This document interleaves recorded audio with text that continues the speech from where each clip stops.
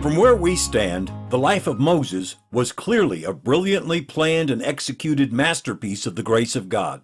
From the perspective of Moses' childhood Egyptian peers who might have known his story, his life was a great tragedy of shattered dreams and forfeited opportunity.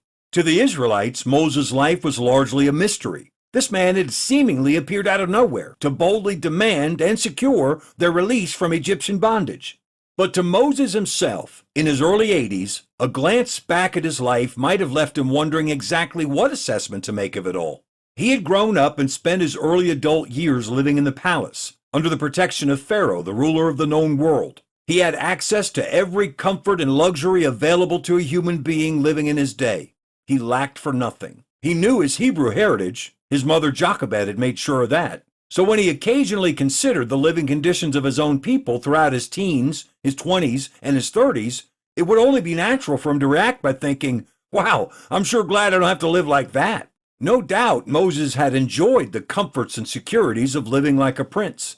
For the first 40 years of his life, the royal palace of Egypt had been his dwelling place. The second 40 years of Moses' life had been quite a contrast to his first 40. After being chased out of Egypt for killing an Egyptian who was beating an Israelite, Moses had fled to the land of Midian. It was there that he met and married a young woman whose father hired Moses to keep his sheep for him. So this 40-year-old man, who had never known a day of financial hardship, now steps into the role of a shepherd, living in a tent in the wilderness, leading sheep from pasture to pasture. He spends many nights under the roof of his father-in-law with his wife and his son, but for a large percentage of his second 40 years, Moses had slept under the stars. For his first 40 years, the palace of Pharaoh had been Moses' dwelling place. During his second 40 years, a shepherd's tent was his dwelling place. Now he's about 82 years old. He had been used of God to deliver the Israelites from Egypt. They had spent a total of 18 months journeying through the wilderness. At every step, God had provided for them, as he had said he would. And now they're camped at a place called Kadesh Barnea, on the border of the land that God had promised to their forefather Abraham many years before. Moses had sent a group of 12 men into the promised land to scope things out, so that he could plan out how to proceed in conquering the land. And it's from this pivotal moment that a pondering rearward glance would have provided Moses with a drastic contrast between the first and second halves of his life thus far. After 40 days of searching out the land, the 12 spies returned, and the vast majority of them gave a woefully negative and hopeless report of Israel's current circumstances. Israel didn't stand a chance against the nations that inhabited the Promised Land. They all should have just stayed in Egypt. The last year and a half, at the very best, had just been a horrible waste of everyone's time. The hopelessness of the spies spread quickly through the camp, until this large multitude of Israelites was just one great mob of griping and sobbing people. Israel's response to this whole ordeal was the final blow in their faithless attack against the promises of God.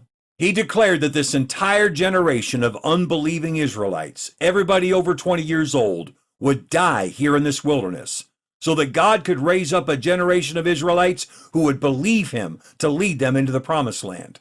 The Israelites would spend a total of 40 years moving from place to place. No permanent home, no security, little comfort. When the dust had cleared from these events at Kadesh Barnea, it's believed by some that that is when Moses penned the only psalm that would bear his name, Psalm 90. Psalm 90 is the oldest of the psalms, and it's the only psalm that we know for sure was penned by Moses. The title reads, A Prayer of Moses, the Man of God. The words of Psalm 90 certainly fit the circumstances of Israel's leader at that moment. Listen to how Moses begins.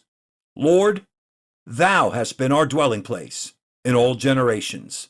Moses' dwelling place for the first 40 years of his life had been the palace of the king. His dwelling place for the second 40 years of his life had been a shepherd's tent. And he had thought that his dwelling place for the remainder of his life was going to be land that he would own and work in the Promised Land.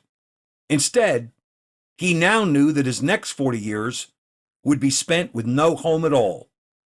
And he comes to the conclusion that, you know what? God has always been the dwelling place of the descendants of Abraham anyway. Lord, thou hast been our dwelling place in all generations. When God is your dwelling place, you're living in the best home possible. He is your refuge, your identity, your security, your future. Once you decide that God is your dwelling place, your physical circumstances aren't so important. You can be in a mansion, an apartment, a hospital bed, a prison cell, a rescue mission, or living on the street. When you understand what it means for God to be your dwelling place day after day, home is wherever God is. Christian, your Father in heaven wants you to feel at home with Him every day. Stay the course.